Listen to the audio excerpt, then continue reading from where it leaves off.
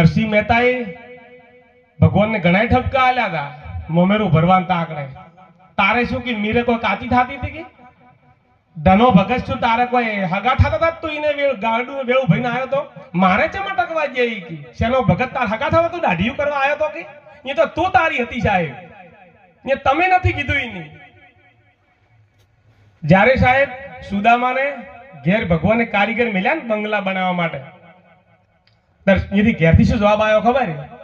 તારા ભગવાનને જઈને કહેજે બરું કે હું ગોમનો ઋણી છું, મારે એકલાને બંગલો બનાવ્યો નહીં ચાલે, આખા ગોમને મારા જેવા બંગલા દઉં છું, તારા ભગવાનને મંજૂર હોય તો મારો બનાવતી સાહેબ.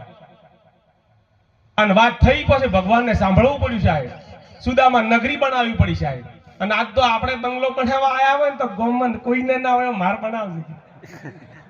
આ છે ભક્તો સાહેબ, તાકાત કેટલી સુદામાની વિચાર તો કરો.